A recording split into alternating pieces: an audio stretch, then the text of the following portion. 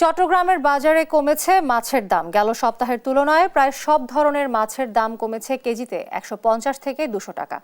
এই নিয়ে আরো জানাতে সরাসরি যুক্ত হচ্ছেন সহকর্মী আজিজা হক পায়েল। পায়েল, দাম নিয়ে ক্রেতা বিক্রেতারা কি বলছেন জানাবেন।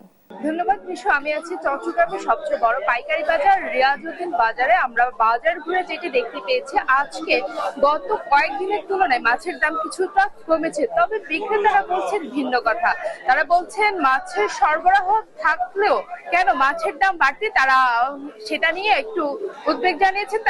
তারা জানিয়েছেন বাজারে কিন্তু মাছের সরবরাহ রয়েছে, তবে এখনো মাছের দাম এখনো কমেনি, এমনটাই অভিযোগ করছিলেন বিক্রেতারা। তবে মাছ বিক্রেতারা বলছিলেন ভিন্ন কথা। তারা বলছিলেন মাছের দাম কেজি প্রতি কমেছে 200 থেকে 150 থেকে 200 টাকা। তারা বলছিলেন চিংড়ি মাছ গত কিছুদিন আগে বিক্রি করেছেন 800 টাকা, তবে এখন বিক্রি করা হচ্ছে 600 টাকা। তবে এখন এখন ভরা মৌসুম, আমরা জানি ইলিশের, তবে এই ভরা মৌসুমেও মাছের সংকট রয়েছে, ইলিশ মাছের সংকট রয়েছে বাজারে, যার কারণে ইলিশ মাছের দামটা একটু বাড়তি। তবে অন্যান্য মাছের দাম কিছুটা কমতির দিকে বলেছে আমাদেরকে বিক্রেতারা।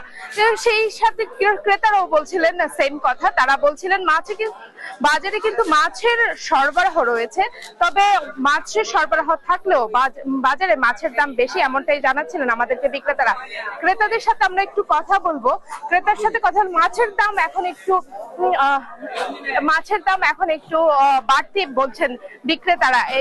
সেই সাথে বাজারে সবজির দামটাও একটু বেশি, এমনটাই আমরা দেখতে পাচ্ছি। টানা বর্ষা এবং কিছু কিছু জায়গায় বন্যার কারণে বাজারে সবজির দামটা বেশি, এমনটাই জানিয়েছেন মিশু।